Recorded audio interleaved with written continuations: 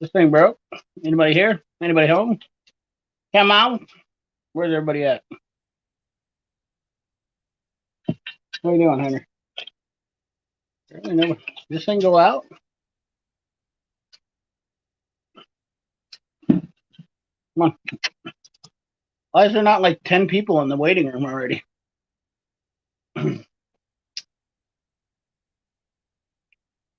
Tim Windsor, Rockstar fan.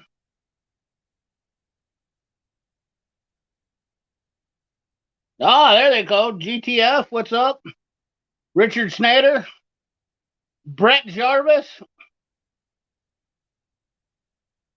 There's our first five right there. 42. What? Tim, I don't. My phone's not working. My phone's indisposed. Let's just put it to you that way. Until Monday, I have something going on that I had to take care of with it. So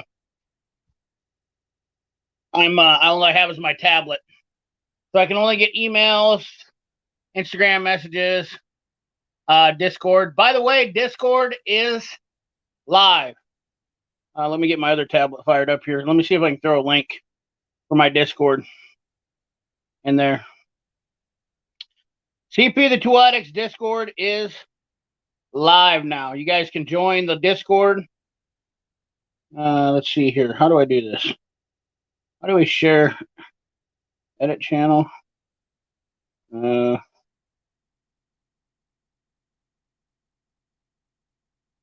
It's in my about section, I can tell you that much, but yeah, let's see how we do this.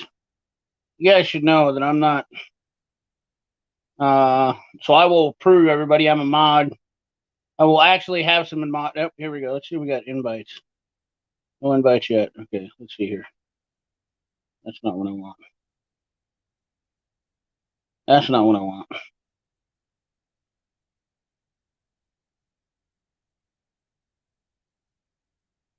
Oh, there we go. Copy link.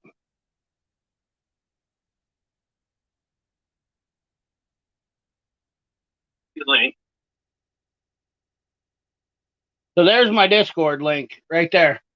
Discord links in the channel for everybody who wants to join Discord. If you are, we're going to start up an auto group where we can talk about asking questions, tools. The whole 9 yards is going to be right there for me. So that way I can circumvent the Instagram, emails, text messages. I've gotten stuff coming all over the place, and sometimes I'm switching between. As you guys know, I still have to work a job. Tool demos, first one in. Bam, just like that. So as you guys know, and that way also I'll be able to talk, and we can actually have chats in there. Well, I'll have chats with guys where we can talk on Discord and bring other people in. So if we're working on automotive things and maybe you got a question about something. So for instance, I had a guy this week that has a Jaguar, and he was talking about testing procedures on how to do an intermittent start problem. So that's why we can come in here, and I kind of helped him through that. And then I also talked to another friend of mine who is a actual Jaguar tech, old Larry.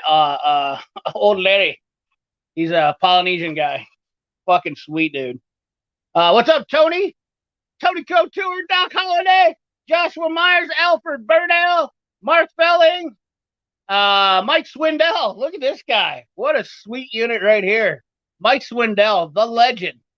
The tractor legend right there, boys. Steve DeManny in the house, brother. Small Town Auto Tech. Let me get this thing up here front and center. That's easier for me. Brett Jarvis. Let me say hi to everybody. Works for Tools. Run through this real quick. Works for Tools. AgTech 45. All the channel members. Tanis Dyer. Justin Smith. Kevin Brown. What's up, Kevin? Randy Duncan, Chris McLaughlin. We got Jeremy. What's up, Jeremy? Look at that. Look at this week's avatar presenting Jeremy. Chris Schaff. Okay, I'll email. Yes, Monday I'll have my phone back, but unfortunately I had to take it down for a couple days. Had some. I can't talk about it, but I got some stuff I had to do. Thank you, Eric. Hope you're doing well. Hope you got that 1,000 subscriber mark. We got Beaver Santana. Beaver Santana. Darren Porsche, how you doing? Thomas Pirna. Foxfire Can Fix It Garage, how you doing? Doc Holiday Garage. CP, I plan on refinishing my wood top toolbox, so you should come up with CP the Tool Addict's branding iron. That would actually be pretty sweet. What's up, Quick Wrench? Maybe I'll throw a link out here too if you want to come on Quick Wrench for you guys that probably haven't been talking to me. I've been busier than I'll get out here. So Blake Dalton, there's the Discord link. You rang? Yes. Johnny Linoleum, how you doing? Justin Smith, Bobby Garrett, Boomhire 69. Here's those sweet knife hands. 123 Dom Master, how you doing, brother? Hope you're doing well. Great videos you've been putting out. I've been enjoying your stuff. Hey CP, I sent a text to your email. I need your assistance with something. Absolutely, Tim, we'll do. I'll get it to you after the show here. We got the Travie, someone called. Yep. What's up, Chrysler Technician? I'm mentioning everybody's name. Tool Demos. Fluffy, the Mechanic. I'm sure you're getting ready to go on live with Fluffy. If not, man, you're more than welcome to come on with me tonight, brother. Love to have a chat with you. Love to chat with you online. I know it's been, but the Discord is also going to be a great place to chat. This is really going to help me out. It's going to be fun.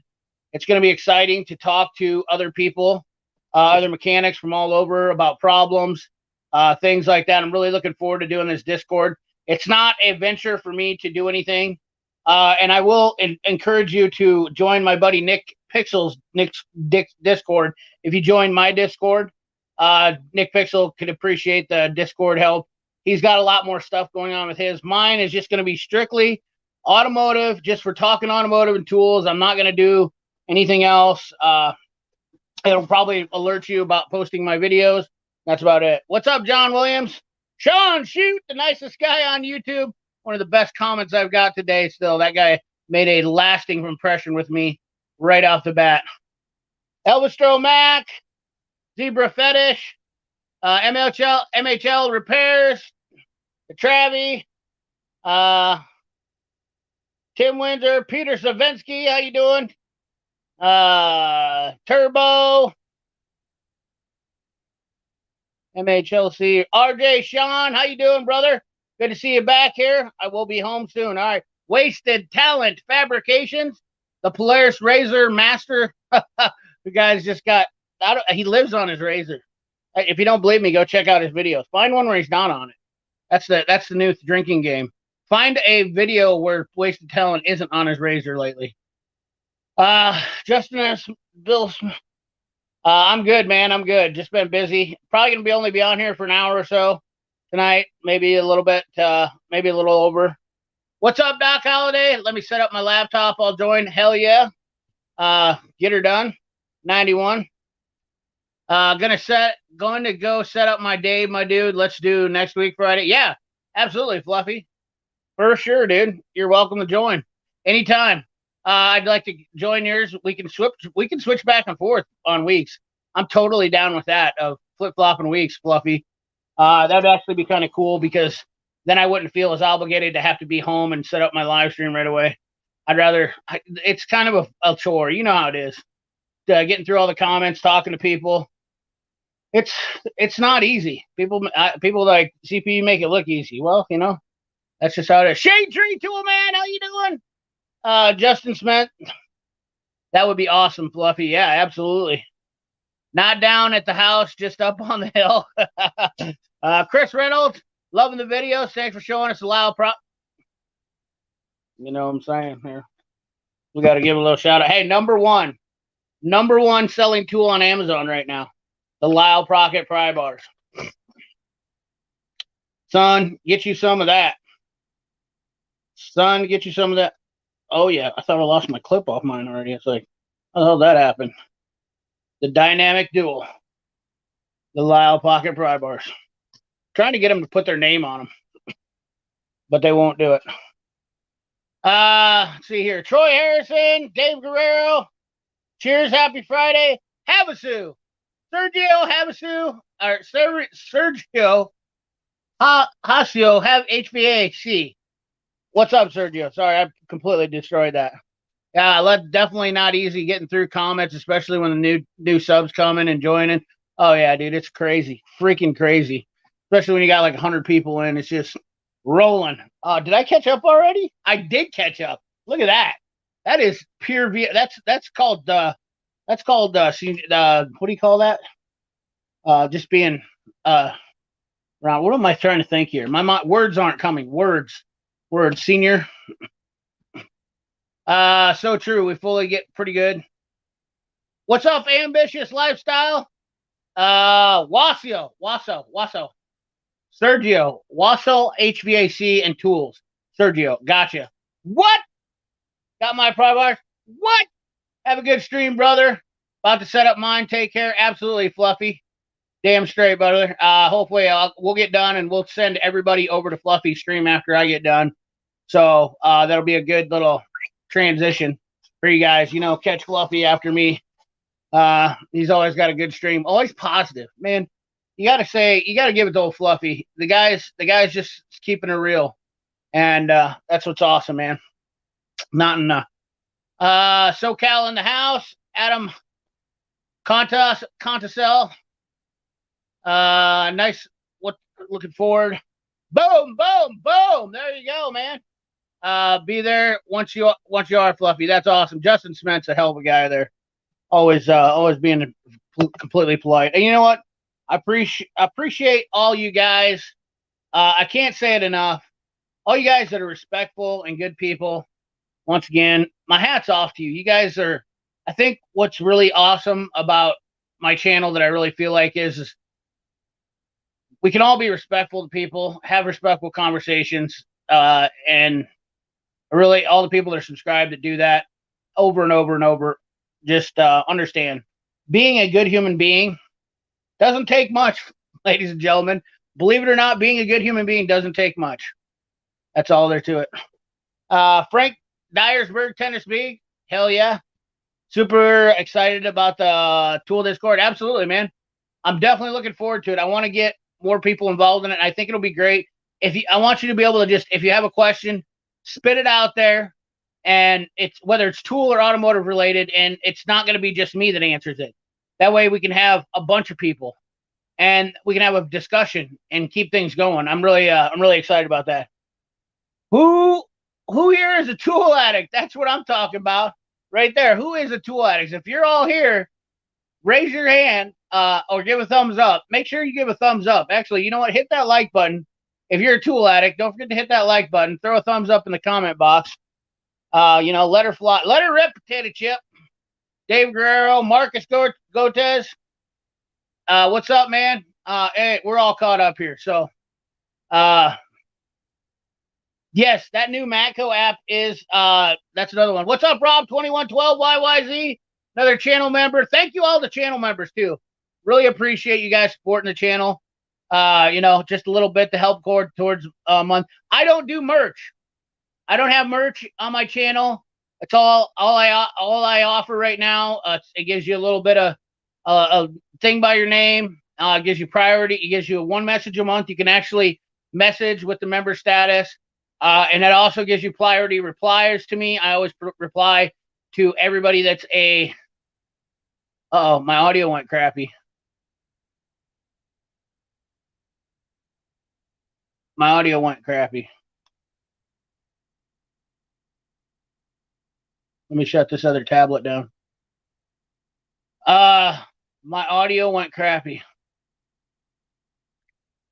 Yeah, eventually I would like to get some merch, but just because I don't offer merch and I don't the things that support the channel are a few Amazon links that I have out there and my memberships. And once again, like I said, the memberships give you a name, just like Chris. Audio seems fine. I can hear you just fine. Okay. But if you see here, like 123 Don Master, Sean Shoot, Chris Shope, and all these other guys with colors by their names, that gives you that. And then you get the star for the longer you've been here. You get that. Sorry, I restarted it. No, not a problem, brother. Tools and trash.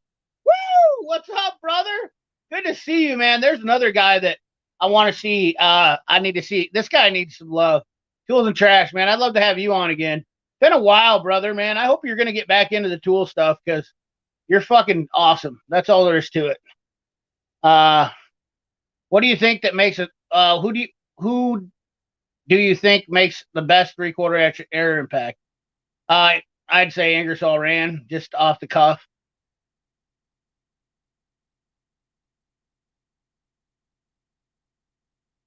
That's just.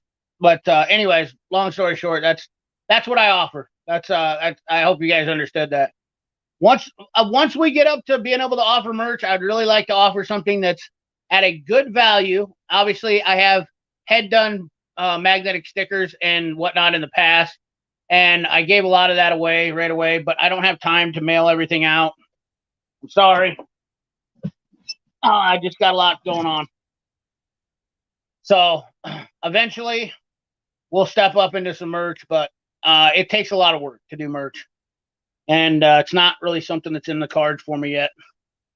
Maybe we go hatless tonight. The hair's looking decent. I'm kind of warm. So, anyways, but back to the 3/4 inch impact. I think IR is probably your best bet. Somebody else might have some other opinions on that too.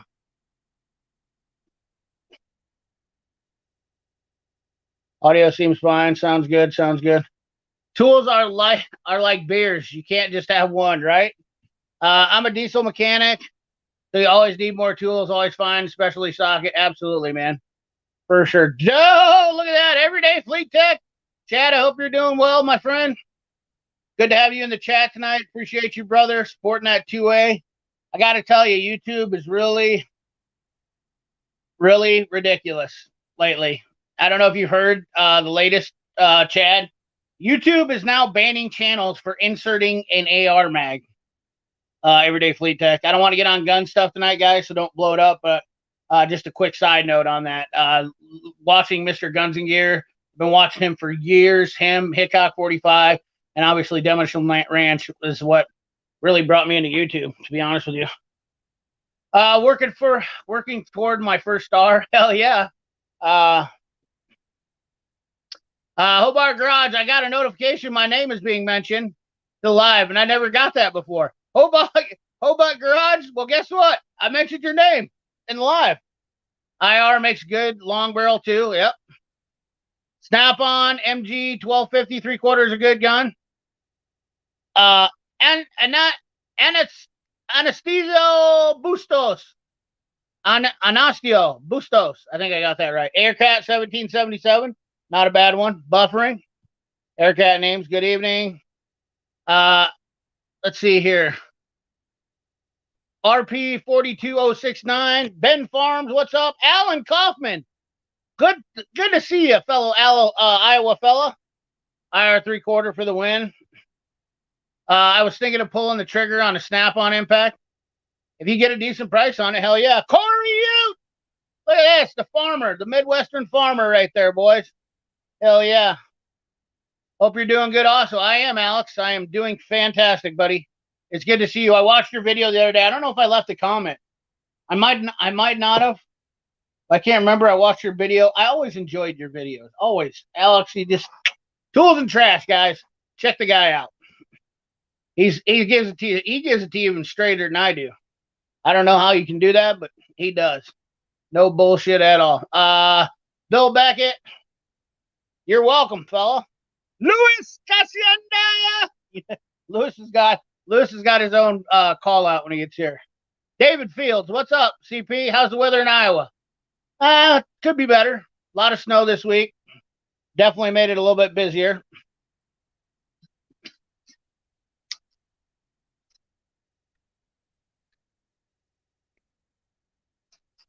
Oh, boy, my vocal cords are already wore out. It's 20 minutes in.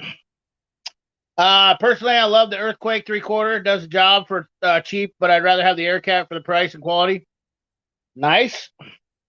I don't have a 3/4 impact, so I'm really kind of out. That's kind of out of my wheelhouse. to be honest with you. So I'd be lying. Well, that didn't go well. That did not go well at all.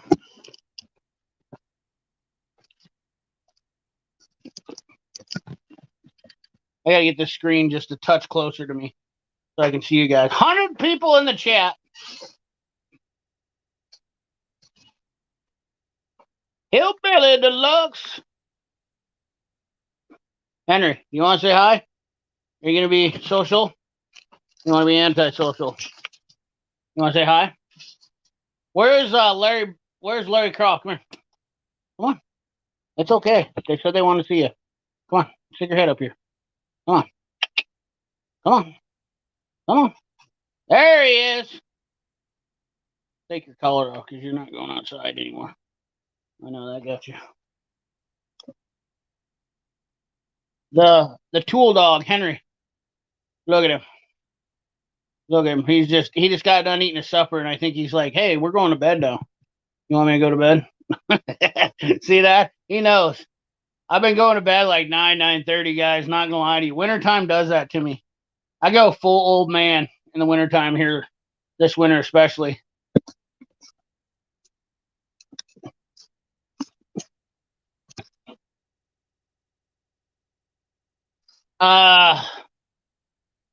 Three-quarter drive, electric Milwaukee. There you go. That's not a bad choice neither. Laptop's up and running. All right, let me send you out a link here. I'll send you and Dave out a link real fast.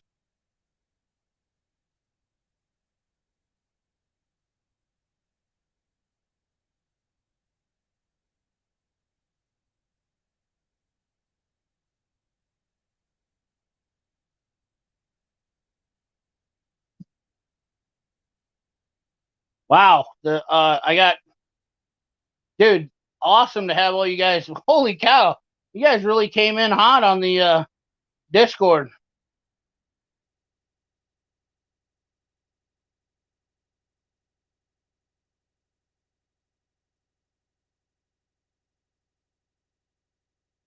Appreciate all the people on Discord that came in. Holy shit. I can't even keep up with them. You guys are just keep coming in like crazy. This is going to be awesome.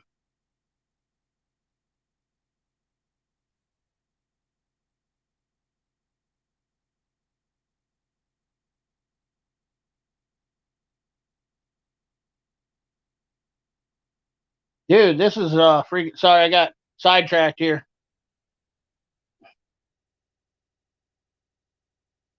Got sidetracked, squirrel. Anyways, yeah, let's we'll take care of that later. We'll look at that Discord later. I don't have time for that right now. Let's get a link out to the fellers, shall we? Man, that's freaking awesome. I'm just blown away, like how fast you guys got onto that. So that's freaking awesome. We'll get Rory and Tool Demo or Quick Wrench in here.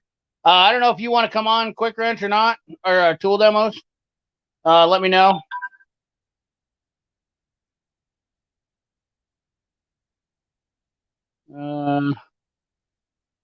Good thing I got Rory's handy.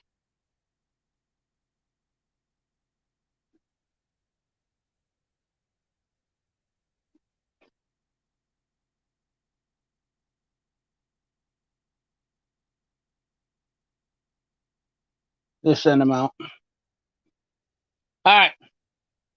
Sweet cherry pie. This is my cherry pie. I know, I shouldn't sing.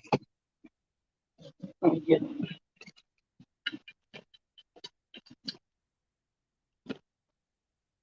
She's my cherry pie. Trying to get a better. I don't have a smaller tripod in here, guys, so bear with me for a second here while I get up this crude setup that I'm going to use here.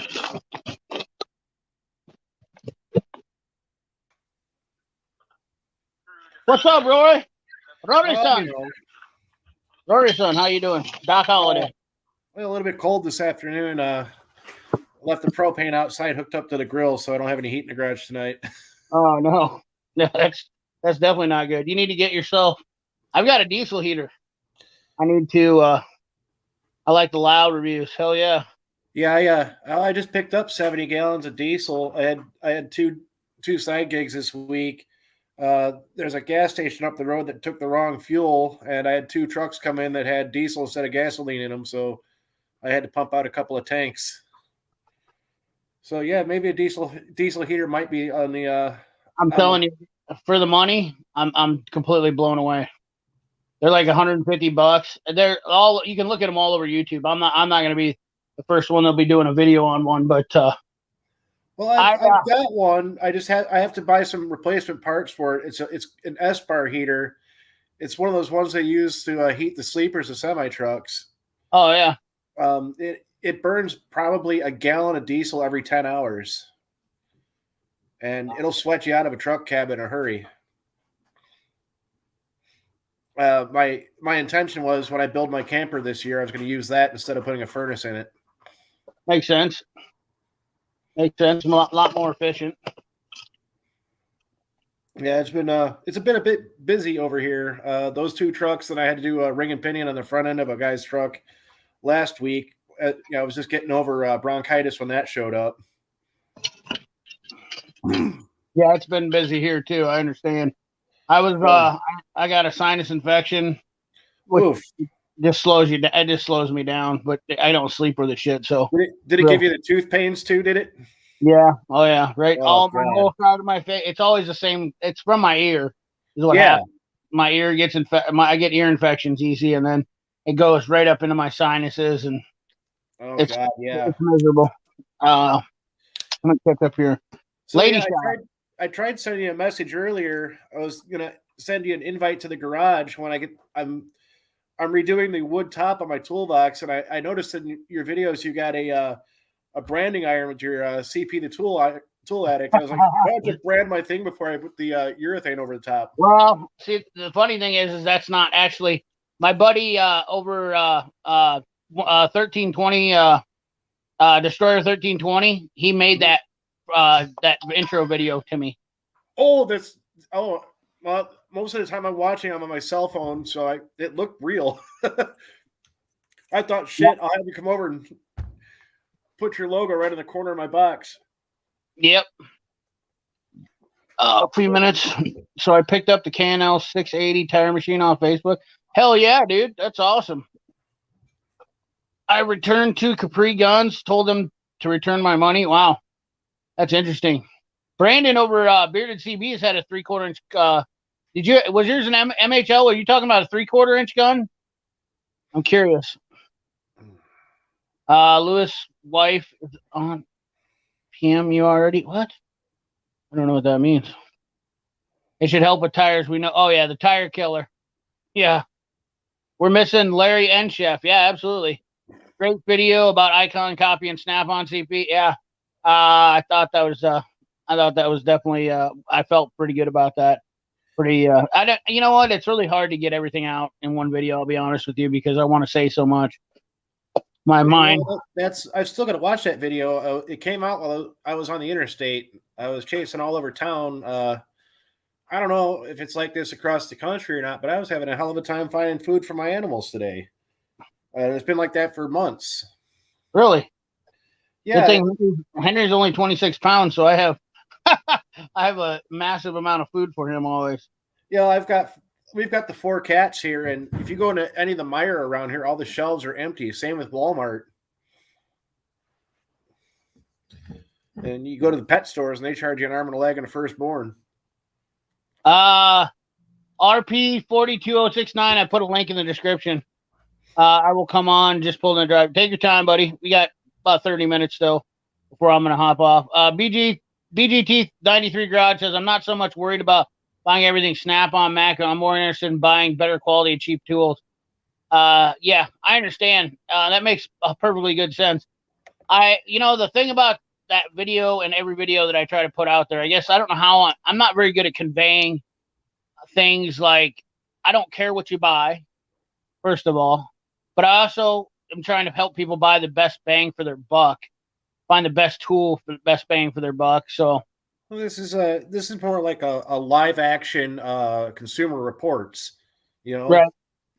I'd rather get it out there.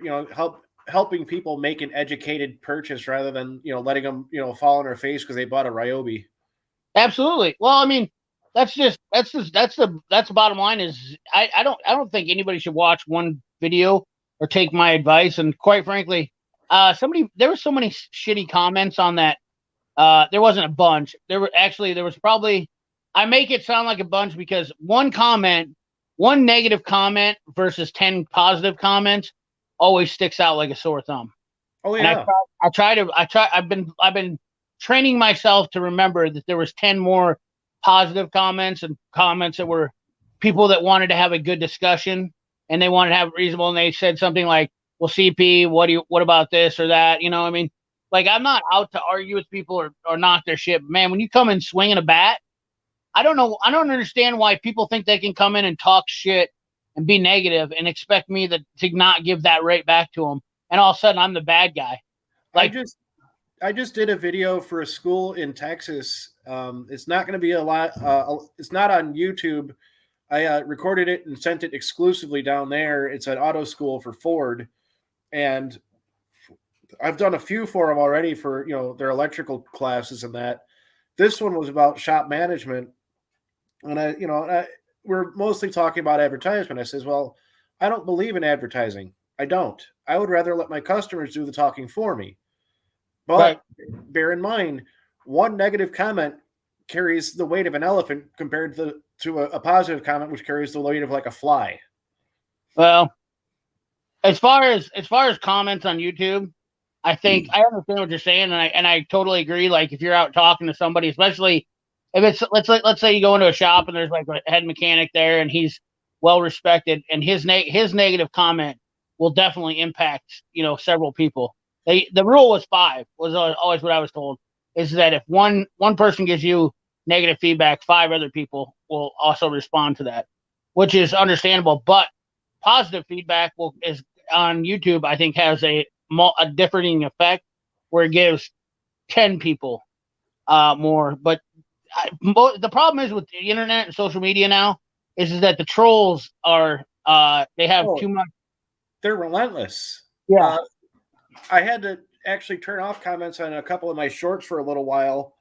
You remember a few weeks ago, I posted 2 shorts. It was me just dicking off at the bowling alley. And somebody commented, real negatively because of the fact that I was wearing my holster still. I forgot to take it off. I didn't have the gun in there, but... Oh, they were commenting because you were wearing a holster? Yeah, well, what kind of a pussy needs a gun at a bowling alley? And it was stuff like that. I was like, really? You know what? There's several guys that wear. First of all, my buddy, well, it's not my buddy, but a friend, a guy that I know has a channel that I talked about, Misfit Garage, wears his gun on him when he's doing videos all the time. Yeah, I don't give a shit. There's nothing wrong with anybody who has their and he's at his own home place anyways. Sure. And quite frankly, if I'm out and I have an acreage and I have a gun on me and I'm working and I'm making a video, it doesn't matter. It's none of your business what I'm doing. And that's the other thing is people like to nitpick on that stuff. I get it. You made a comment earlier tonight and put me into a panic. So I'm gonna have to get on my YouTube here after the video or after the chat. I got 3 videos that circle around firearms I'm gonna have to take down because I don't want to get punted. Yeah. Oh no, dude. Well, go look at Mr. Guns and Gears video. Mm-hmm. He got 4 copyright strikes or 4 strikes. I have no videos of me putting in mags, but I could have easily done videos where I was doing magazines on. But this is part of YouTube's. They kind of written this in under this new update where they were adding in. It's YouTube shit. I don't want to talk about this on here, but now just to be clear. Does it matter whether or not it's actually just in frame, or does it have to be in the weapon? I'm not exactly sure how. I would watch Mr. Guns Gears. From what I understood was showing a 30-round mag being inserted into an AR at any point. Oh, I see. Yeah, because no, all my videos, the mag is sitting aside on the table. It's never in the, never have inserting or removing. They slid it in there like a bunch of sneak thieves. did some dirty crap, and they did that. It added it in there, and it's ridiculous because it's once again, YouTube is very controlling. Let's Yeah. just be that way. Which I understand some of it in the form of firearms because there's a lot of crazy people doing a lot of dumb things, especially when you start talking about modifying firearms. Do you want every Tom, Dick, and Harry out there showing you how to do full mods on firearms? No.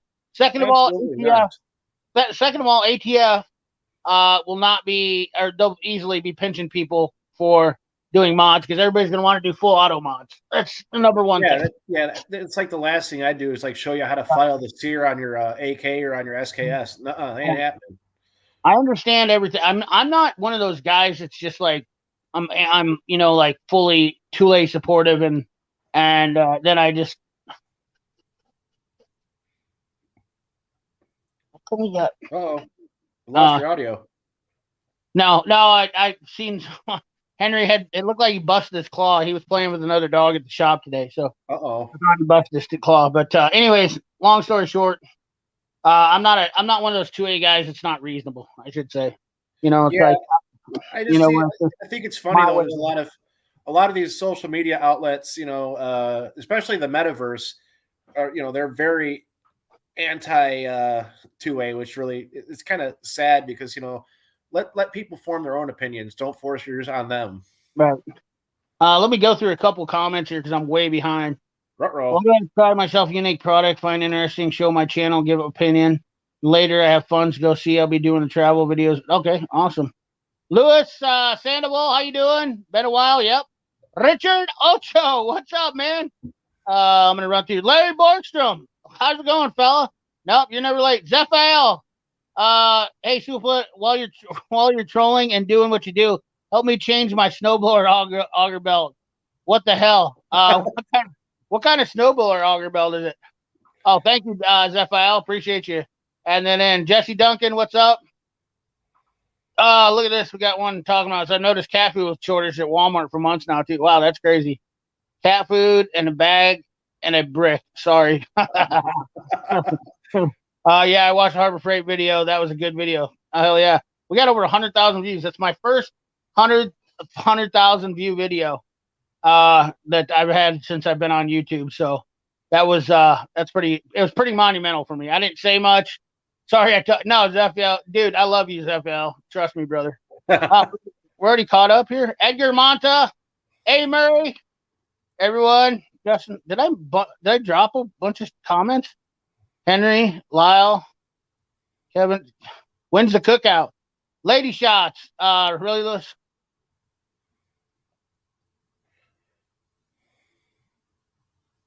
what is going on here? Did I miss something? I don't know what's going on here. Did you guys take care of something for me on something? Pick it up. I don't know what's going on here. I've seen this Lewis in here a couple times. I don't know what I'm missing. Yeah, I'm lost too. I'm trying to catch up with you, and I'm caught up. 1, 2, 3 Dodgers. What's up, brother? Woo! All right, we're caught up in the chat. That didn't take long. I thought I was way behind, but apparently everybody stopped talking, and also the stream shut down. Who knows? So, nonetheless, let's keep going, man. Fluffy started the stream. Okay, I lost a few people to Fluffy. It's all good. It's all good. I know there's a few guys that are Fluffy subscribers that went over there, so it's all good. Anywho, what's up, Caleb? How you doing, Caleb? Hope you're having a good weekend with your dad.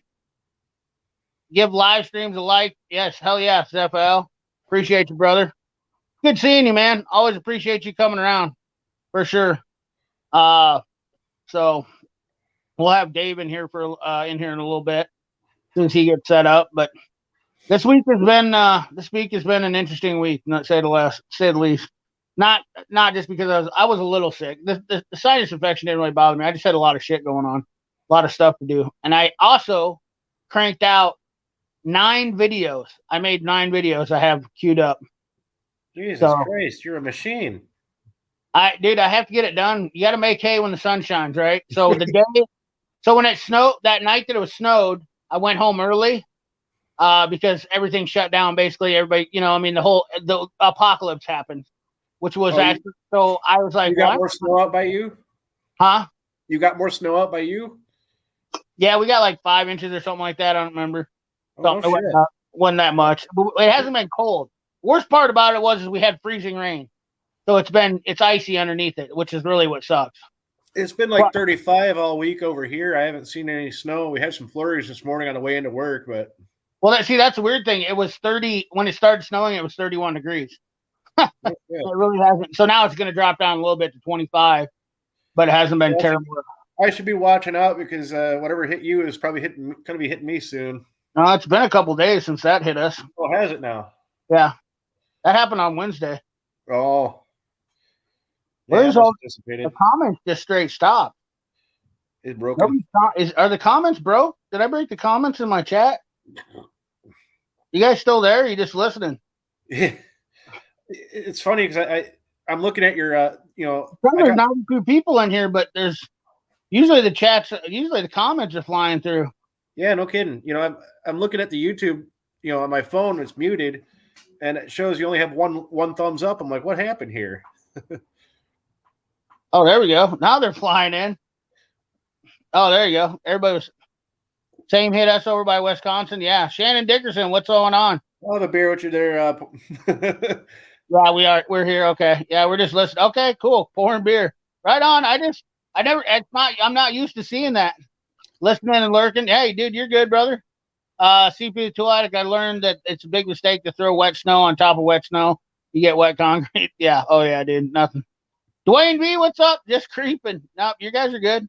Hey, I understand, man. I understand. I just normally you guys get going in the comment box and people start chatting back and forth. That was the first time I ever seen the comment section just stand still, which is when that happens, I usually think, what happened?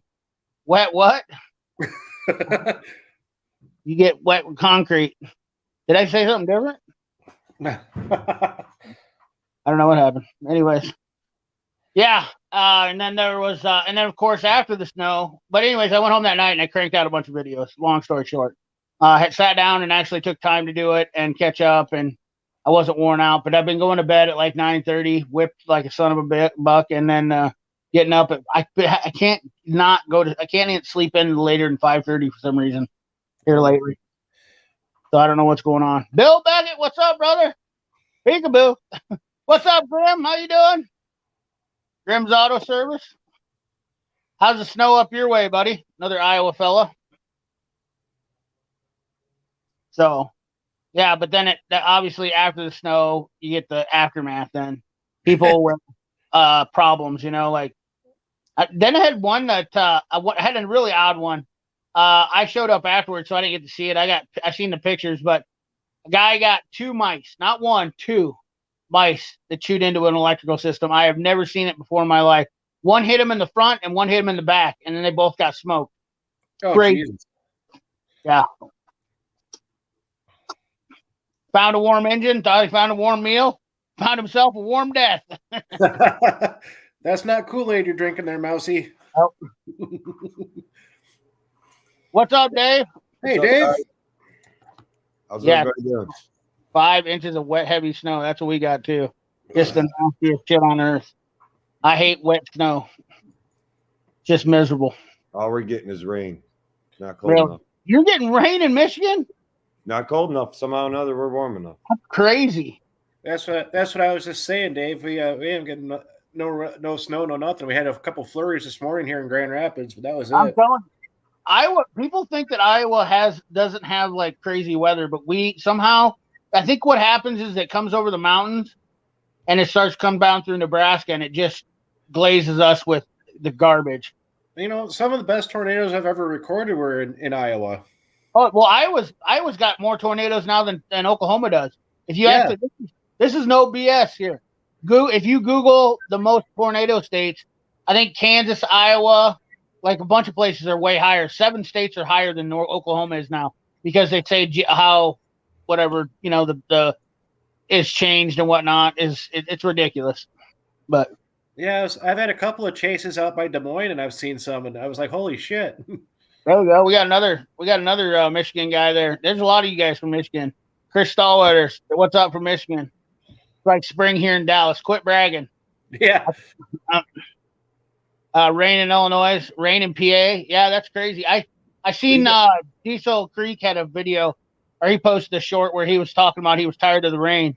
The worst part about it is getting rain in the wintertime is absolutely just as terrible too, because once it does get cold, you got puddles of frozen water all over. It's nasty. We've had a wimpy winter so far, right? What's that? Diesel Creek, he's the one building that shelter with the Connex boxes at the roof tie them together, right? He already built that. Yeah, I'm trying to remember because I watched so much crap on YouTube. It's stupid. Oh, Diesel Creek's Matt's awesome. He's a good dude. He's like 20. I think he's in his maybe early 30s, maybe late 20s. But Matt, look at here we go. Now we got my sons of Bucks. Listen to these guys right here. Steve and Tony, 60 in North Carolina. Tony Couture has been putting up videos too, by the way. In my garage. Say it's 70 in my house. You know. I told my kid to put the heater on before I got home. I didn't mean to put it on high. I gotta say, I will say so far this year that the weather's been great. It's been winter so far. For the winter time, I have not felt like we're almost through January, guys. We only got like 2 more months left. We're out of this shit, so I'm pretty stoked. I'll be honest. We have about 4 inches of snow here in Michigan so far, where I live. Yeah, it's crazy. Yeah, for Michigan, Rapids had more. That's crazy. Yeah, it was pretty nuts near Christmas and New Year's, but now we got nothing. I mean, I can see the grass right now. What do you think about this, Dave? Mice, ouch, keeping away from the vehicles into our garage. Dude, 2 field mice in the Subaru, 2018 Subaru, and then 1 chewed up crank sensor wire, and then chewed up another. I don't remember what the back wire was, but I should have made him send me the pictures. Well, General Motors had that problem here. They were storing it. General Motors had that problem here. I heard Ford did too, but General Motors had a problem. They were storing a bunch of Chevy trucks. The mice got in and chewed up the wires. Canyons, Colorados, and Silverados, and Sierras, and you name it, because they were short chips for the computers. So they had the trucks built without PCMs in them. No shit. They were storing them in, I think one was in a plant they closed in Flint, Michigan. They were storing the trucks in that basically backfield of the plant. And I think they were storing a whole bunch of them where the Silver Dome used to be, which was in Pontiac. That was once was where the Lions played. It was a big dome. Oh, yeah. Big indoor dome. I think it was the largest one in the country, actually. It could house upwards of 90,000 people. And when they went to go and they finally got PCMs built, and they went to get these things get thrown in, and they're going to run programs on them all, they found the mouse chewed up the harnesses. Some got inside the vehicles, ate up the seats. Brand new vehicles too. I heard they lost thousands of them. Dude, that's what eroded damage. They were I sitting saw on Fox 17 about Ford missing. What was that? You know what's funny is though about that is I'll guarantee you they ain't gonna lose any money because you know how much they're charging for these trucks. Guarantee you that's where your money's going for. $90,000 for these trucks. Come on. Well, I'm sure a lot of them they will fix up as best as they can, and so send them off to some shop, fix them up as best they can. They'll become salvage titles, and they'll give them away, write them off in their taxes. They'll give them away to government agencies that only drive them on government property, because then they can have a salvage title. You don't need to have a. You know what would be the most baddest video on YouTube right now is somebody who bought and all the entire parts for like a brand new truck and built it themselves, and see how much it would actually cost them to do it. $295,000 pickup truck. What do you mean?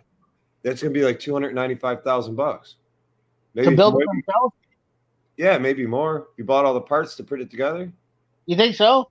Oh yeah, if you're paying wholesale, or not wholesale, but full list on it. Well, I mean, like if you're getting a discount through the dealer, anyways, for parts, but there's no way that these trucks are costing $90,000 to build. That's what I'm. Oh no, it doesn't cost them $90,000 to build. Figure about 15% of that's probably their overall cost to build it. Maybe not even. Maybe not even. When I lived in Illinois growing up, there was easily a $12,000 difference between the city of Chicago and the city of Jacksonville, Illinois, where I lived, when you're in the middle of a cornfield, they were so much cheaper because people were actually using them to be trucks, not status symbols. They should have used more mouse tape. I just can't believe. Well, here's my thing is, we did that frame swap. The frame on that was like $200 or $1,200 for that frame for that Suburban, and 1,200. Yeah, the frame was $1,200. That's all, just for the brand new Yeah, frame. just for the frame. Yeah, just for the frame. That's all it was. I think it'd be a lot more than $1,200. No, it was that was only what you got to think about it. That wasn't. I mean, the main part that costs money is going to be the transmission and motor, right? I mean, those are the wiring and probably a couple of interior parts, the seats. Yeah, interior part. But I mean, I still thought the frame would be more than $1,200. Nah, there wasn't really. I was actually, well, you know what, dude? The frames aren't shit neither anymore. Honestly, if you look at them, they're kind of junk, in my opinion. They're really, really cheaply made.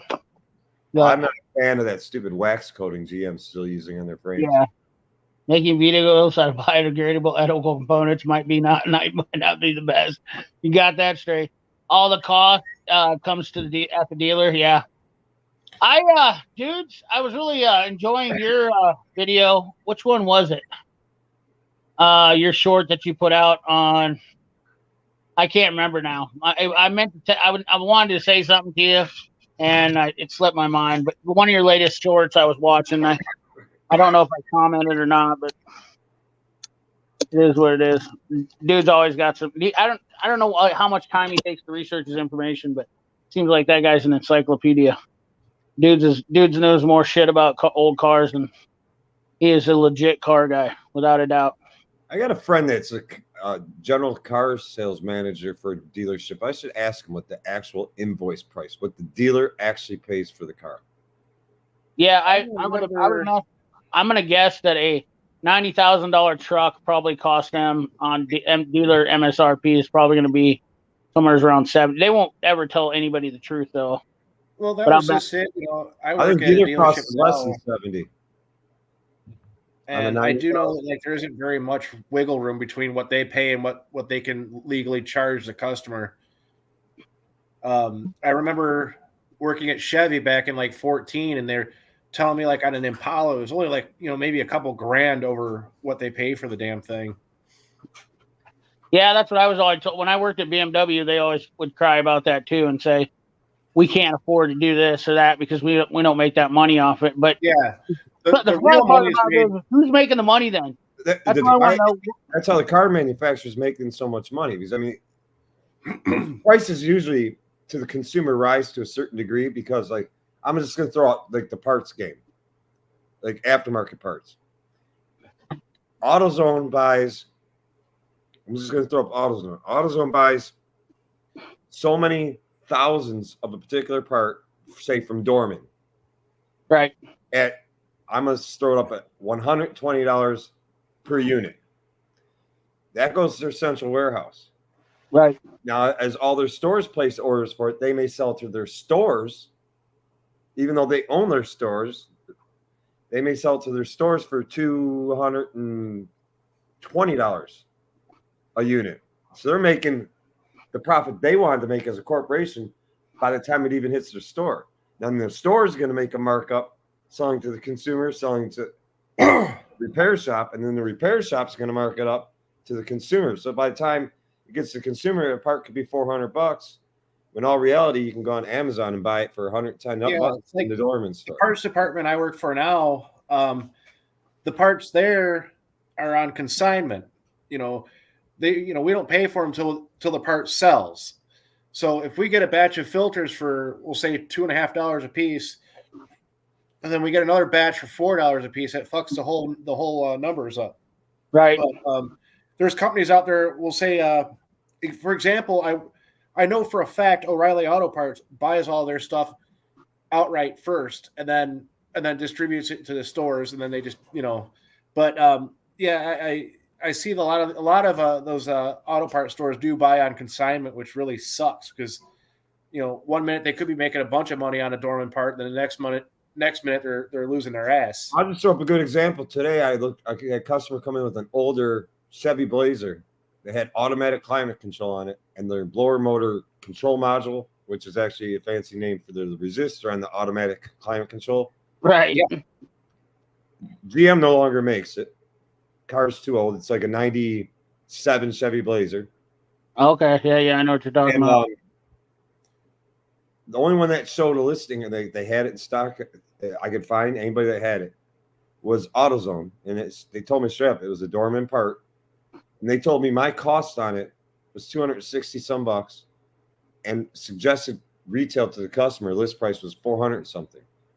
And I just, for shits and giggles, I looked up that exact part number on Amazon. You know how much the part is on Amazon? Remember, AutoZone wants to sell this to me for 260 bucks. I can get it off Amazon for 110 bucks. I can get it off Amazon for $110 from the Dorman store. Even though I hate Dorman parts. So since you're talking about Amazon, I want to bring up an interesting topic because I like what you're talking about, I get what you're talking about, and you're 100% true. So I used to bag on Amazon quite a bit, and I still don't like the fact that Bezos makes so much money. I don't either. But and this is like the lesser of two evils here, because it's like the Harbor Freight thing with me. But so come to find out with Amazon, there's a lot of companies that use Amazon like Dorman, who sell and the only reason they sell through Amazon is because they can sell at a normal cost to everybody else because they have contract with all their dealers. So you're still buying that part from Dorman, but now you don't have to pay the markup. They're cutting the middleman out. Exactly. You're cutting everybody else out of the equation. Listen, we'll be right back. I'm just walking to the other side of the garage for a second. No problem. Yeah, so that's kind of why I've changed my views on Amazon. Unfortunately, Bezos has a platform that works, but that's the other thing about it is I know that if I want to, I can buy stuff from Amazon from other smaller businesses where they're selling on Amazon, and that's why I kind of changing my views on Amazon a little bit. Unfortunately, I can't help it. It's capitalism. I mean, the fact that he's making money, what are you going to do? I understand, Harbor Freight's making $6.5 billion a year. I mean, I can't control everybody's. I'm not out to try to control what everybody's make. This is called capitalism. It's the new world economy. Right. Little special needs over here screaming at the door to come out. So. Just like a good example. How long has it been since you were a Mac tool dealer? Since 2008, I think 2007 or 2008, something like that. Inflation. I can tell you since 2007, 2008. I don't know if you have a Mac tool dealer. You ever get on a Mac tool truck? Yeah, I got a dealer. Is all his stuff? Does a lot of the stuff that's labeled Mac tools, like even sockets and such, they're in Mac cases. All that.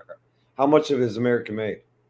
All the stuff so I know all the Mac stuff that is made or American made, and all the stuff that isn't. So all the American made stuff. Seems like more and more of it's not American made though, as they come out with stuff, or the rebrands with Mac name on it. That's because they have the ability to buy from Stanley Black & Decker, who owns a shitload of manufacturing facilities. They're the biggest, aren't they? The biggest tool company in number one tool manufacturer in the world. So that's the other thing. They're still technically Mac made. They're just not American Mac made on some of the stuff. I just noticed more and more of what my tool dealer carries. Not that I care. Well, I'd like it to be USA made, but it's a USA company. No, and when I completely understand, and when I was a Mac dealer, that was one of my biggest bitches. When they started pushing the cheaper stuff, like those pliers, that's the number one thing right there. Those plier sets came out and they were dirt cheap. And when I first got them, I sold a shitload of them. And then the warranty started coming. Yeah, and I was like, why? Watch out! Stop mooning me, cat. This cat is she's a special needs cat, so she freaks out if I'm not within like 5 feet of her. She's like Henry, she hands all over you. Well, she's got real bad. Ever since my wife left, she's had real bad separation anxiety. Like she'll come to the shop with me too. I don't, she's got like a Kevlar vest she'll wear, and it's got a leash and everything. I just carry her by the handle if necessary. But yeah, she's something. She'll ever since your wife left. Yeah. She leave in a good way or a bad way? pretty much disappeared like a fart in the wind. Wow. So a divorce. Well, unfortunately, no. I've been trying for 6 years to find her so I could serve her papers. That happened wow. to my cousin. That happened to my cousin. I was hoping she didn't pass away, is what I'm saying. No, I got divorced. It might I be got easier if divorced that was the 7 years case. ago. I got divorced 7 years ago, and we had a cat that would never ever come around me. And now that son of a bitch doesn't leave me alone. That's this one. He's all over me everywhere I go. I don't want to get into this too deep because it's kind of personal, but you like there isn't. I mean, she's okay. She's not like she didn't get abducted or anything, did she? Oh no, she's fine. I know. I've heard it through the grapevine. She just cut another one from the herd, if you know what I mean. That happened to my cousin. That's He fine. came home one day, but she did worse. She took every dime that she could out of the bank, and she also took all the furniture. The only thing she left behind was his clothes and the king size bed. She even took. That's ideally what happened here too. Is Everything. she left me holding the bag on a house and 2 car payments and everything else. I was overnight. I was over $100,000 in debt. That's And what people happened to wonder my why I'm not married. cousin went on a fishing boat charter trip. He came back home and the house was empty Jesus. with a note there that said, "I can't do this anymore. Bye." And he's never heard from her since. It's probably been about 10 years. Boomhauer, to answer your question real quick, my best advice on a product review is just be completely honest. That's all there is to it. Just tell how you feel, how everything. Just tell it how you see it, and try to make it fun. That's the other thing is really not worth anything if they're not having fun. It's all about having fun. Don't mince any words. If you're doing a review, be you. Don't try and be a sales rep. Just Definitely. If you find something you don't like, don't pull any punches. Yeah, exactly. That's exactly 100% the truth. If you don't like something, I've people think I'm a Snap-on fanboy, but I've ripped on Snap-on quite a bit. In fact, I can promise you this much: you ask Snap-on corporate if they like CP the Tool Addict, they're not going to say, "Oh yeah, he's done all sorts of good." I think Snap-on is going to have a problem in the future. I think the mobile tool truck is. I love my Snap-on tools. I love my Snap-on dealer, but he came in our shop Thursday, teased me with the new pliers. He showed me they're out. I'm like, well, I'll take a set. Well, I don't have them. The smaller needle nose. The 46 HF LN346. Yeah. Anyway, he had this box with them, and I'm like, oh, you got a promo? He said, yeah, it's kind of a buy one, get one. And I'm like, well, I looked at him like, I already got all that stuff, but it was a metric impact socket set or chrome impact socket set. If you bought the chromes, you got the metrics free. I mean, the impacts free, and they're all deep well.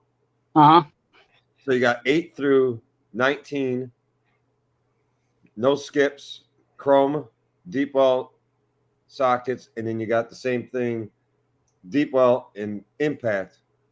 What do you think the price on it was? Their promo price and their regular price. Impact on the deep and the shallow.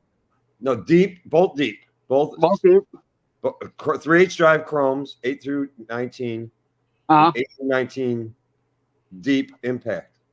I'm gonna guess $350. Huh? $350. $375.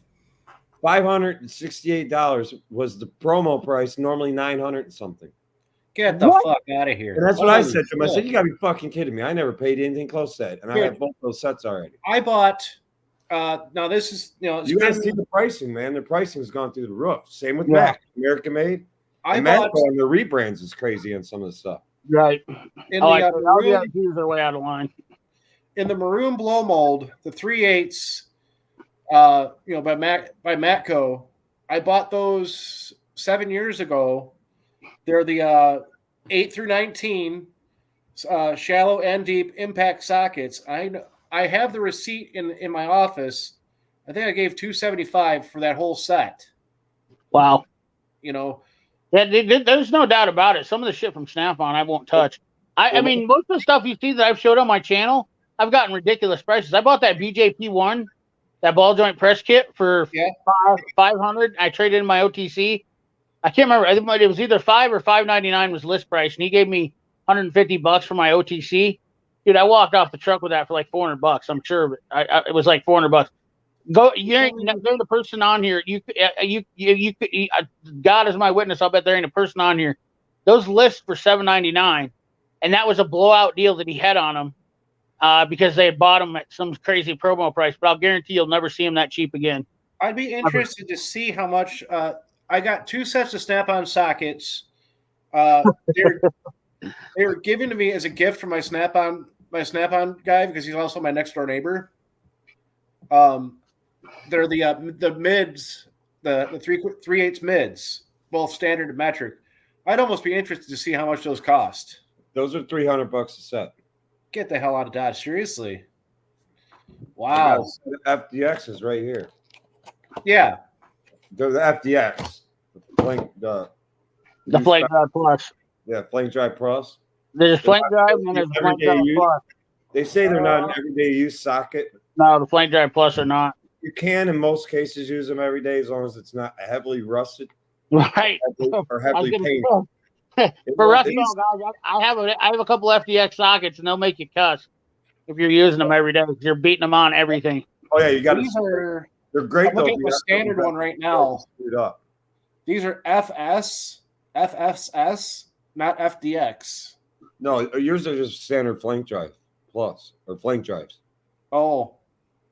Those are the good ones, the ones that you can use every day. Yeah. I was going to buy some flip sockets. The mid-length are the way to go. That's my most used sockets in my box are my mid-lengths. Yeah, those are my go-to now. I mean, I use the mid-length way more than I use the short or the deep. Yeah, I found that out when I've got these. Found out something about GM lug nuts. They pay 25 cents a piece for them and then resell them for $3 a piece. Found out from someone that worked at GM plant. Wow, that's crazy. What's up, Impact Rated? How you doing? Richard Morris. CP Select Amazon just got rid of smile.amazon.com where you can purchase. You can go towards nonprofits your choice. And they want all the money. Yeah, I'm sure. Well, I think they're also having to pay more now. I think that people, because the businesses were pulling out from them. I don't know. The internet rules when it comes to sales right now. What's up, James Martin? USA all the way. Hell yeah, dude. Whenever possible, I always go for USA, German, Japan. Mac Ratchets, Mac branded impacts made in Carrollton, Texas. Absolutely. David Hodge. Yep. There's still you can still get a lot of USA stuff from Mac. It's just they push a lot of that stuff. Once again, no different than Cornwell does. Cornwell's doing it too with the Blue Power stuff, and Matco's doing it with ADV and all their other brands. It's because of price. It's just like what you said. Somebody goes on the Snap-on truck and looks at a set of sockets. So I bought an ADV set of 1/4-inch master socket set off the Matco truck a couple years back, and I absolutely love it. I do love it. But I wanted the swivel sockets. And it was actually a better deal to buy the whole master set because the whole master set had 1/4-inch standard and metric, shallow and deep sockets and impact. 1/4-inch drive, keep in mind, which a lot of people are all over the place will give you mixed things about 1/4-inch impacts versus chrome ones. Personally, I like them now because with impact drivers and stuff like that, they're better. But anyways, I wanted the swivel sockets, so I got the standard and deep swivel sockets and 1/4-inch impact. That set I paid for was $500 on the truck, and $550 or something like that. And I think that set's now like $800 or $900 from Matco. 1 out of 3 sockets that I got out of this other kit that I bought. This thing is a super thin wall flip socket. It's the 19.5 and an 18.5. It's made by a company I've never heard of them before. CTA. Oh yeah, CTA's been around forever. They rebrand a bunch of stuff. They're not really a manufacturer. They're out of North Carolina, I believe it is, and they have a limited amount of manufacturing, but most of their stuff that comes overseas has CTA stuff. And I've got a set of CTA flip sockets. They're coming out. A lot of them are coming out of the same factory. Yeah, I have no idea. I don't know where I'm missing. There's 2 other sockets that are, they're also half sizes, and a 3-inch extension. Those disappeared. I'm sure somebody in the shop liked them more than I did, but that one there I'll keep. This comment right here, I'm getting spoiled with Facebook Marketplace and eBay. Not going to lie to you. Amen. If you're willing to look, there's actually been some freaking killer deals. And I'll tell you what, buying Snap-on stuff on eBay is always going to be a win. You will be surprised. Chris, look for estate sales and, go peruse your local pawn shops too. It's insane what you'll find. I look for most of my Snap-on stuff on eBay almost 90% of the time. Actually, I was going to buy a ball joint set. Before that one came on the Snap-on truck, I couldn't pass it up. They were asking $500 for a U set on eBay for that BJP one, and that's why I ended up buying on the Snap-on truck, because I was like, $100 for a new one, and I traded in my OTC for $150. Nah, forget it. I'm getting a brand new one. I'll tell you what, that Matco ball joint is a hoss. I just looked up the Snap-on metric flank drive 3 semi-deep sockets, chrome. Set 8 through 19 is $311. The what's that? The set of the semi-deep chrome sockets from Snap-on.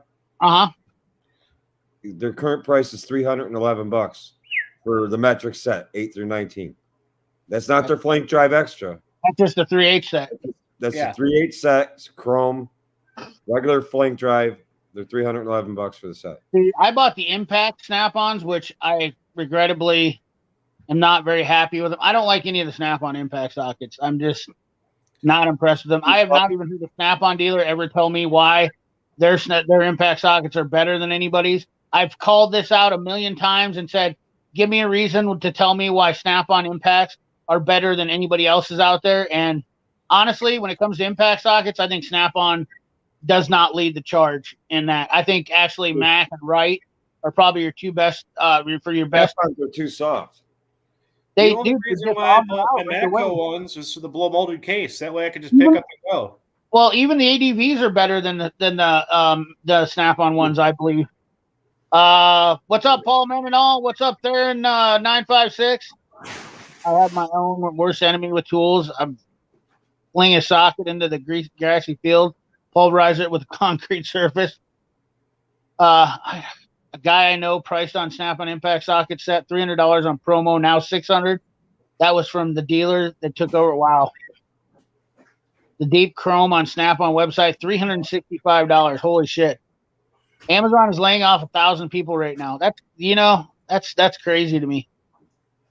My Snap-on dealer told me that if I buy a ratchet and pay the full, he would give me a free hat. I told him, see ya. A lot of guys don't understand Snap. Yes, absolutely. That's not fact. I gotta give you a jacket for that kind of price. Well, I do agree. I do understand that Snap-on uses virgin steel, but how much am I willing to pay for the virgin steel? That's the question. How much are you? A lot of versions that were liars. They weren't virgin. I do agree with that. Talk about price increases. Though I finally decided I had to send my air hammer in. What is it? The 3050. What's the Snap-on air hammer? 3050. Yep. The 3050. I bought mine before they had the colors out. Right. So mine's just a regular. I don't know what you call it. Is it chrome or stainless steel? What is that? Aluminum housing. But it all went to shit. I opened up and I saw metal pieces in it and all that. And I'm like, hell, I'll just send it out. And I was thinking of buying a backup. So I went up. I have a backup. It's just an old Blue Point. Right. I asked him. I said to my Snap-on dealer, I said, how much is the flat rate fee to send this out? I think he told me $125. I'm like, all right, send it out. The Snap-on flat rate is killer. Yeah, I'm like, how much is a new one? He's like $586. I'm like, holy shit! What did I pay for mine? Can you look it up? He's, I probably can. I can try. He goes back. He goes, in 2008, you bought it for $259.95. Yeah, and just think about it. Your air hammer, 586. Same right? air. Right, but here's the thing: is your air hammer, send it in for $100, get it fixed, and it's almost worth exactly what you paid for it back in 2008. Yeah, this one I just got back for $150. Right. How many people can say that? That's one thing about Snap-on's tools, or air tools and electric tools, that people have a big misconception about. If you play the game smart and you buy your tools, and let's say you wanted to sell them, send them in, get them refurbished, and then sell them. Granted, you're spending a little more money, but you're going to get way more money out of them because it's like a brand new tool then, and you basically sell it for half the price of what a new one is. You're walking away. In most cases, when you do send one out to Snap-on, in a lot of cases, it's almost like they gave you back a brand new tool. A new tool. You're 100% correct. I've rarely sent anything back where I could say, "Yep, this was my tool." Pretty sure Snap-on would step over 1,000 versions to fuck a mechanic, though. Oh, look at this! This is actually funny. I should do a video about this. He's not wrong. I've noticed this exact same thing too. I should have bought like 15 pair of these. So because those LNC 47 ACFs are so popular, people are ripping people off on eBay, selling them for $100 a pair because they can't get them. This is a true story right here. This is a true story. Good call, Motivate Garage. That's 100% factual right there. I haven't even said anything about this, but I did notice that. I got this for free this week. Hey, that's a killer deal. That's like an $80 tape measure. I told him, I said, it's a nice looking tape measure. He said, you know what? Take one. He goes, you don't have a tape measure from Snap-on? I'm like, no. He goes, take one. I love He's like, Merry Christmas. And I'm like, seriously? He's like, one thing about the Snap-on tape measures is that people don't understand. And in the automotive application, they put a vinyl coating on them. Yeah. On them, so they don't scratch anything. I don't think any other company has a vinyl coating like that. I don't know. I've seen another one that had one. China, so I'm wondering who makes them for him. Yeah, I don't know who does, but they are definitely got a good. It's got quite a weight to it. Yeah, this Milwaukee's definitely has vinyl on it. Oh, does it? Yeah. Is it non-vinyl surface? The Snap-ons won't scratch anything. That's so big. There was a guy who came in. He was wearing a suit, and he was a Milwaukee rep. Because we have there's a store up the street that's only Milwaukee, and he gave this to me. Biggie Fizz, go have fun with your son. Tell him happy birthday. I'm not an authority on tape measures, so I don't want. I know there'll be like 5 in the comments that'll know way more about tape measures than me. So you guys. The only reason why I have that in my toolbox is when you get that dumbass on the other end of the line. Well, what wheelbase is that truck you're working on? You know, if they're asking about brakes or whatever. Yeah. Hey, I understand some guys' point. They want to know for that, but I'm just not that. I can't know about I don't have time to research every single tool. Paid $300 for my 3H Chromes. Now they're over $500. That's crazy. Presumably the Proto Impacts are coming out. They are Dwayne B coming out of the same factory as the Max, except for they're not the same socket. I've tried to do. I don't know if I've done a video on this or not, but I've had a discussion about this. So most of the Proto sockets are bullet nosed, and they're not made the same way. Coming out of the same factory, but a different way of manufacturing. The broach is different on them.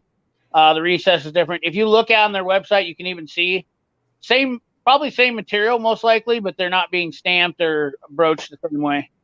So the Max ones, in my opinion, are still better because I like them, and not only that, they have a little bit of knurling on the bottom, where the Protos don't. So.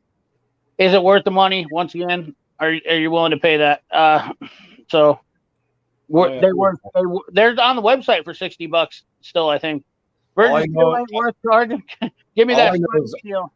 All I know is in the last year and a half, anything off the Snap-on or Mac truck, and Matco's guilty of this on their rebranding.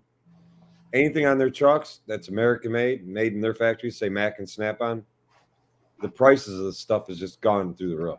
Well, you know what the thing is, though, too, is what Motivate pointed out. That's exactly where Snap-on will capitalize when they have it's the supply and demand. Once again, this is capitalism. Oh, yeah. So if the supply is so high that they're not able to keep up with the demand, they just jack the price up on them until the demand comes to the right price. So they'll start charging $80 and $90 for those pliers because they're so expensive, you know. Well, I think the remaining Snap-on branded Eagle Grip. Yep. Locking pliers. Snap-on just had a price increase across the board on all theirs. Right. And that's another one. Oh God, yeah. I think the 10-inch straights and the 10-inch curves are now 90 something a piece. They were what, 70 or 80? Well, and you know what? That's the thing. I should have mentioned that in my latest video, so that way some of the Harbor Freight fanboys would have felt better. Is that's another one right there? That's the type of shit that I don't like. And Snap-on did do it, 100%. They put their name on a same tool as somebody else's, and they didn't even put Eagle Grip on there at all. But they charged way too much money for those, and they're the same. You can buy them from Eagle Grip way cheaper. Which it's probably been 3-4 months now since I walked on a tool truck. Since I really just stopped buying tools, but they tried pushing these locking pliers on me, and I'm like, wait, how much? And it was like, and he told me, and I about flipped shit because I'm like, they're just chrome plated. What the hell? Well, they're nickel plated, and so the thing about it is they are much sturdier than. They are much sturdier. They're the best I've ever used. I'll die on this hill all day long. They're the best I've ever used, but try to sell somebody on them based on the price. The Dustin Harden teeth on them are. They bite like you wouldn't believe. They're the best vice grips that have been out on the market ever made. Period. I mean, I've got the old fashioned, the old Irwin vice grip. Right. Just keep sending them back and have get new ones when the teeth wear out on them. Right. And there's nothing wrong with that. There's absolutely nothing wrong with that. But once you use, here's the thing is you got to get them in your hand. That's the thing. Yeah. Get them in your hand and use them, and then you'll be like, I get it. First of all, they're just a smoother operator. The bolt, the power ring that they use makes it so that it's a lot smoother on the screw. Every one of those little nuances is what makes you understand that quality tool. Is it worth the price tag what Snap-on charging? Absolutely not. It's just like is it worth $50 a plier? Absolutely. I think all day long it's worth $50 a plier. This plier here. What's up, Ohio Piper?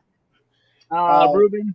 Sergio just did a short on his. He got the PZs from Snap-on. I've got these. These are the Nipex. It was the same damn thing. Yeah. I love these. Yeah, the Swedish pipe wrenches. What's up? SK impacts are definitely nice. I just they probably won't be USA made. What's up, Jason Cox? We got Snap-on product combination, Talon grip, long nose. There you go. There's a link for them. The Proto, the cheapest USA made socket, right, or better, more expensive, but don't have as many sizes, right? Wrong. Amazon is laying off 10,000 plus. Oh wow. Ryobi tools are trash. Chuck and Gillis. The resident Ryobi is trash. Chuck and Gillis in the house. Amazon needs to start selling Ryobi. They already do. It's in the form of different various brands. What's up, Biggie Fitz? How you doing, brother? Good to see you, man. Gotta say, it's my son's birthday. What's your son's name? Let's wish him a happy birthday. That's who you're saying happy birthday to earlier, weren't you? Yeah. Oh, happy birthday, Little Fitz. Yeah, happy Little Fitz. Happy birthday, Little Fitz. Jason William, yeah, that's the reason I don't have an LSC for it. Jacob Frederick, there've been quite a few comment on eBay, higher prices to yeah. When they're in demand, that's what happens. That's a cost from Snap-on website with shipping, yeah. Lufkin makes a killer tape measure. Yep, Lufkin does too. They got like a off-brand colored one or something I really like. I use my tape. I love my Milwaukee's, yeah.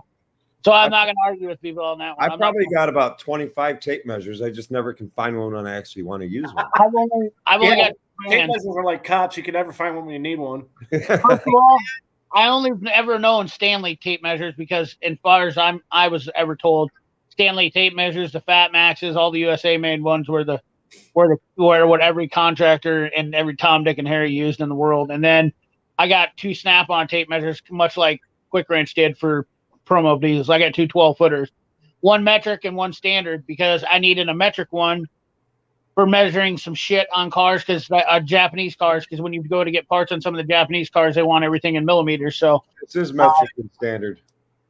What's that? This is metric and standard. Snap-on one is, that one is metric and standard. Yeah. Oh, that's nice. That's real nice. That's kind of the nice thing about having them. Oh, I got upside that's down. awesome. If you look, it actually I see that. Goes into detail where you can see that the quarter, the eighth, the half, the 7/8. I've got down on my drafting table downstairs. Star it, mate. Back to locking pliers. My Snap-on dealer, I said something to him, made a very interesting comment to me. I said, "How the hell do you sell these locking pliers for the price that you're selling them for?" He goes, "I give a break to everybody on them, my good customers." He goes, "But he said they questioned me on it. He goes, I handed it to him. I said, take him. You don't like him? Give them back to me. I said, how many sets have you gotten back? He said, never once have I gotten a pair back. That's crazy. And I was thinking, he said, maybe Melco should have did that when they started making them. They should have sent them out to people that use any style locking plier that need to be dependable and they like a nice, strong grip, all that.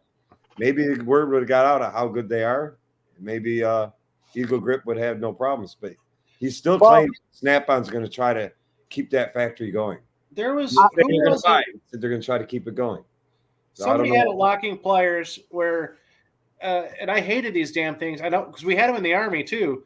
Instead of pushing down to release, it had that little tail you pull up on and it releases. But goddamn, you're talking about the grip-ons. The who? Grip-ons. Grip-on.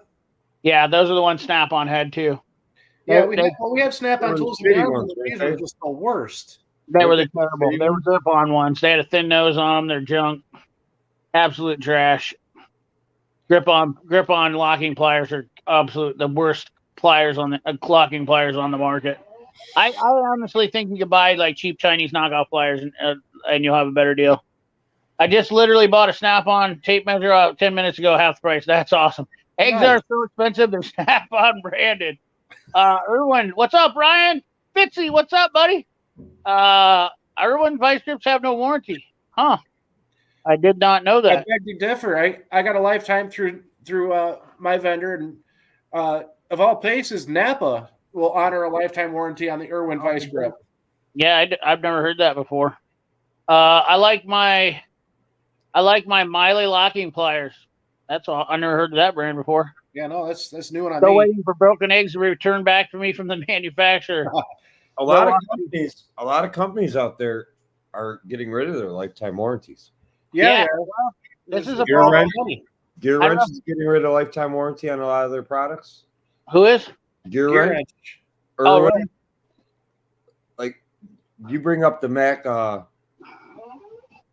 drill bits all the time. I own the same drill bit sets. I own those.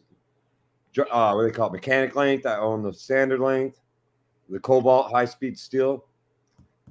I guess when they break and Mac warranties them, Mac just eats the cost. That's why the initial cost is so high. Right. Same with Mac Pro with the Hyper Steps. Well, to be honest with you, don't credit them back, even though they make them for Astro. So you do realize that America is the only country in the world that actually has a lifetime warranty on most tools. Every other country is not a lifetime warranty. But I've been hearing rumors that Gear Wrench is dropping warranties on a lot of their products from lifetime to limited lifetime, whatever that means. Well, that's all. Yeah. A lot of them are limited lifetime. If you look at Snap-on's agreement, they're all limited lifetime. That's all. Back in the day, they would say, like I used to be like the biggest Craftsman fanboy, like back in the 90s, and it was a pain in the dick. You go to Sears and they'd look at your ratchet and make sure there's no pipe marks on them. Okay, sure. Now we'll give you a new one back. Oh, this is awesome. Matco is giving a lifetime warranty to your scanner if you upgrade your software. That's true. That's awesome. True. That's absolutely true. Well, I can tell you this much. You know what else is in the works? I have a video coming up, but I have a couple scan tools from a company that has lifetime updates now. You buy the scan tool and you get free lifetime updates. Jesus. Yeah, because I my scanner behind me here. So the scanner's good for what, about 5 years? $1,000 for an update on. I'm pissed about that. Yeah. The scanner will probably be good for what, about 5 years with lifetime updates? Well, that's the other thing is that once again we fall back into it. But like I said, though, the reason why I don't update scan tools is because any of these aftermarket scan tools, I upgrade the scan tool instead of doing the problem. They keep coming up with more information, and the damn tablet can't handle it. So right, exactly. Well, doesn't mean anything. Also, in my opinion, is falling clear behind. People keep updating them, and I'm like, yeah. Does anyone have a rigid butt? FJB, is FJB even our president anymore? Way I learned it, I thought he wasn't our president now. I thought Kamala took over. Snap-on is for the original, absolutely 100% tool demos with a correct little knowledgeable tip there. Snap-on is for the only original purchaser. If you buy, so actually, I've never had a dealer ever do this to me, but so this is funny. I heard a story about, and I'm going to tell this story real quick, and then we're going to wind it down. But I heard a story about a guy who said, "Hey, my dad gave me all this Snap-on tools, and I had broken stuff." And he brought it in, and he threw it down. And he said, "Can you warranty this all out for me?" And he looked at me. He says, "No." He said, "Your dad bought it." He said, "You have to have your dad warranty." And he goes, "Well, my dad's dead." And he goes, "Sorry." That's dirty pool. See, a good dealer, that is true. Snap-on, Mac, all those warranties are only for the original purchaser. Exactly. Every one of them are. So, like, good examples. I go to a garage sale, yard sale, and I buy flea market, wherever, pawn shop. I buy whatever you want to call it, Snap-on, ratchets, some wrenches, and some guy engraved his initials on it. They're not my initials. Right. And I have the tool. Now, Right. I break it and I give it to my dealer because my dealer looks at me, well, I'm a good customer already. But even if I was new to him, he looks at me as a potential customer. He doesn't care. He'll look at me like, yeah, you don't have to be a purchaser, but he don't give a shit. He'll toss it in his box, warranty it out, print a new Haggard's piece, whatever he has to do it. And that's send it into Snap-on corporate, and they'll ask you about those initials. Yeah. They'll be like, no, you're not the original purchaser. There's very few times where you'll see somebody do this, but the story that I got about this was the dealer denied him this because he was going to sell the tools, and he was going to warranty them and sell them out. And so, once again, getting the whole story about it makes a big difference because everybody immediately thought right away that was bullshit, right? But if he's going to sell the tools anyways, why should he get them warranted and sell them as brand new? Is that right? I can see your point. You know what I mean? Like, that's bullshit. That's bullshit because why should Snap-on? Well, not only that, it drives the cost up for us, every one of us that are buying tools and buy tools for stuff. And this is what it does, is it generates a higher cost in Snap-on because this shit goes on. Because Snap-on's warranting out a bunch of tools that maybe not necessarily need to be warranted, but then he's going to resell them, put them out in the market, and take away from potential dealer sales in the area. Well, I've been looking at getting a new toolbox. I've been with the same one for 20 years. And my Matco guy wants to know why I won't give him time, won't entertain him. And I told him the truth. I said, because you guys don't stand behind your boxes like Mac or Snap-on does. Mac has definitely stood behind my toolboxes better than any other tool company out there on the planet, without a doubt. Stand behind theirs, and Mac, of course, stands behind their box. I think it's funny that Snap-on will only cover the blade part of the screwdriver, but I also like I said before, my neighbor and my drinking buddy just so happens to own a truck, and he lets a lot of these fall off the truck for me. So if somebody uses one of my screwdrivers as a pry bar and starts hitting it with a hammer. That's actually one of the reasons why I never bought Snap-on handled stuff, was because the dealers all told me that they wouldn't warranty the handles, and that's why I would never buy Snap-on. Regardless, before I bought Snap-on screwdrivers for the first time, I've owned Snap-on screwdrivers for like 3 years, but before that, I would never buy Snap-on screwdrivers because they wouldn't warranty the handles, and I always broke handles. Do you find the Snap-on screwdriver to be that good? I like them. I like the number 2. I'll be honest with you. The number 2 is what I was using. Mac number 2s, and I never did like them. They were like a posi drive for years. Snap-on number 2 actually even works on JIS, or was it? Yeah, these were great. Yeah, I've got 2 sets of the Snap-ons like this. That Comfort Grip. One is Comfort Grip. What do they call it? The Comfort Grip or the Instinct Grip? Instinct Grip. Is that what they call this? That's an Instinct Grip. Yeah, Instinct. You used to have a Comfort Grip before that, though. Yeah, that's what I thought that was. Comfort Grip. That looks like an Instinct to me. Yeah. Is it? Yeah, it's called the Instinct Grip is what Snap-on's deal, but it's Comfort Grip is more round and more rubbery. Well, Comfort Grip is basically any handle on a tool, in my opinion, because a lot of tools generically call them Comfort Grips. My dealer actually, I've handled him a screwdriver before that broke the blade off of because somebody used it as a pry bar. I don't know who would do that, but no, I mean, who would do that? What's up? We got a celebrity in the house, Chef Shade Tree, Florida man. Good to see you, Chef. Yeah, But he actually warranted the whole screwdriver, the whole handle, everything because it was so beat up. What's Yeah. up, Brown Meadows? How you doing, Yeah, brother? I've got 2 sets of those screwdrivers. One in my main set here, and then there's a set behind me.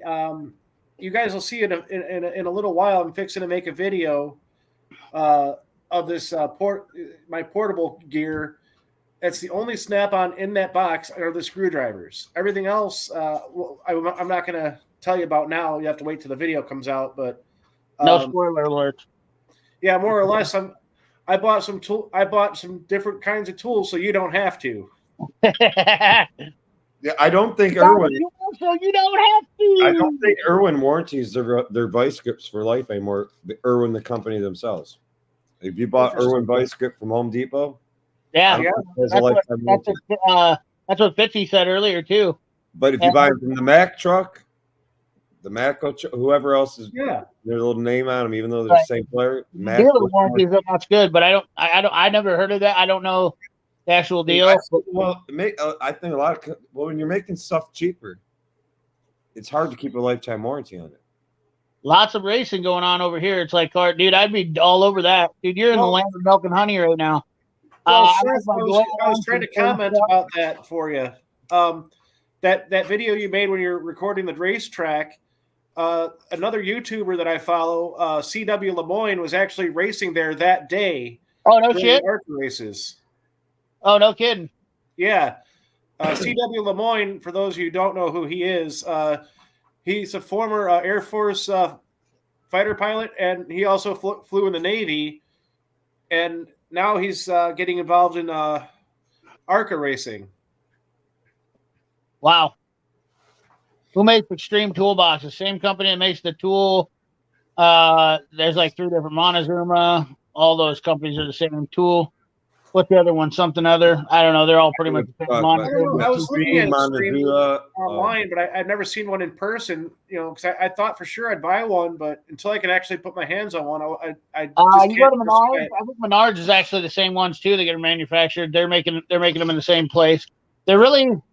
The biggest problem is with them is they're really thin, and if you move them with any type of weight in the drawers, and actually Wes Work has a video of where he moved his and the toolbox folded in half. Get out of Dodge. Oh. Yeah, that happened to a technician that came to our shop with the Macco. I think it's a 4S. Really? He had triple bank 4S. Loaded up pretty heavy. What would you consider that? It'd be equal to like a classic 55 Snap-on? Yeah, something like that. And it was strapped on a flatbed, all just right. By the time he got it down off the flatbed and he was rolling it through a shop, the welds at the top of the box broke on both sides. Crazy. Jesus. Yeah, we had a kid, my old shop. He had one of those the really tall Milwaukee toolboxes. Tool Vault, Montezuma Extreme, all in the same category. Yeah, he shut the drawer on it, and the damn thing fell over and damn near squished him. See, this is what I love. I don't have to remember everything when I got a bunch of good people that know everything, you know. This is what's beautiful part about this now. Got a community of great people. And Master Force is loaded. Yeah, don't move exactly. Don't move. You don't have to take my word for it. Go watch Westworks video. It's clear back when he was moving into his shop, and the dude literally talked about it, and he was like, he had to straighten the drawer out. He goes, I didn't know that I had to unload my toolbox. I've never ever unloaded a drawer of my toolbox ever to move it. And I've moved toolboxes 2 or 3 times all over time. I've moved them for customers in my truck, which is a big hard thing to do for a tool truck guy. Another thing is, you guys that don't understand, I've had so many people ask me to move toolboxes. The lift gate don't lift a heavy box. No, the lift gate will not lift on the toolbox. And it's also a liability. You know how many times guys got pissed at me, and I was like, what do you want me to do? I'm like, how am I going to get it up? You know, I was like, it's not going to, I can't just lift that up. That's why guys that do flatbeds and stuff like that. What could your lift gate on your What's truck? What's up, Dave Pagoda? What's up? Got a notification. You got a notification? Because I mentioned your name in this live stream. Anyways, guys, we've had a great stream here. I'm going to let you guys sign out. Tell them you guys' channels for anybody who wants to follow you guys. You can. Chad, what does an empty, like a 54-inch toolbox weigh empty? Probably 650 500, pounds. 600 pounds. It depends on the brand too, though. What'd you say? Empty toolbox, 55-inch toolbox. It could be anywhere from, I'd say, depending on what model it is, 650 to 1,200 pounds. Jesus, yeah, because I've got a classic 78. Not the ones on tool demos, not the ones on tool trucks, unfortunately. I think my max lift rating on my tool truck was 1,200 pounds. They're pretty pathetic. Not gonna lie to you. Yeah, no. And I can't remember what the name of the brands are, but tool demos. I know me and you like the lift gates that we ran in the business were not the same as the lift gates that we ran. So the hydraulic assisted lift gates are different than the cable driven lift gates. Keep that in mind. The Thyman ones were Diamonds. I don't even know 2 tons would lift my box. Yeah, there you go. Tool demos, that sucks. Yeah, let me tell you about it. Completely different story, guy. I'd like to see his truck move the Mr. Big my buddy's got. Waterloo is built in actually Sedalia, Missouri, and they're actually Craftsman owns that plant now. So Stanley does. So all of your DeWalt boxes and stuff are coming out of Sedalia, Missouri now. All those USA made Craftsmans are out of Sedalia, Missouri. And Milwaukee box is just the same, just a different color. They're not made in the USA, but see, Craftsman also has that same design, so they look similar. Yeah, they all smell like the Chinese prison camp steel. Manufacturing plant. It was where the Waterloo toolboxes were being made. A toolbox loaded hit the bump stops on a flatbed tow truck and can easily exceed 15 times the weight for sure. Absolutely. Ben Milam, yep, we're just getting ready to shut her down here. Gonna have these guys sign out here, and we're gonna shut her down for the evening because I gotta work in the morning yet. Yeah, I'm ready to hit it. I gotta make a video in the morning for another guy, and then I gotta punch in and actually make money. So you guys want to give your sign off and say goodbye to everybody? We're gonna. Well, thank you everybody for joining. As always, CP has an awesome live stream, so thanks for showing up. Yeah, thanks for having me again. That's awesome. Yep. Hope you guys all have a good rest of your week. Hopefully making it work has been busy. Man, he's late. Busy. But Jimmy is doing what? CP? What's Jimmy doing? Jimmy's liking to work it. Jimmy likes to work it. He's working it. Jimmy's What's up, Jimmy? Yeah, Shopcat Industries. I move my box here frequently 3 times a year. Sign into shifts. 5 garages, choose from. Take no responsibilities for our tools. Do yep.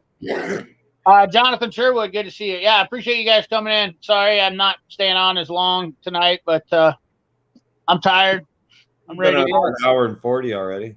If all goes according to plan, next Saturday I have a tournament, and I should hopefully, if everything works, I should be able to stream that one live. Hell yeah! According to the paperwork, I'm favored to win, so hopefully.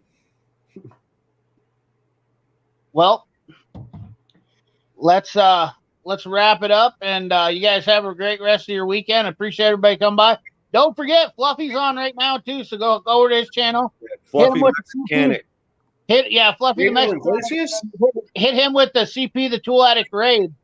Flag him in there and just be like, CP the Tool Addict Raid. He'll shoot his pants. He normally never has over 30 on. So another 60. Right at 60. I'll have to jump on and help him. Yeah, just go over there and just hit him with the CP the Tool Addict Raid. I'll join you guys for a second. So everybody run in and just go, woo! Yeah, hit him with the CP the Tool Addict Raid. Woo! So have a good night, guys. Remember to like, comment, share, subscribe, ring that bell. Remember, keep your hands dirty and your money clean. Thanks for watching. Still a bye-bye.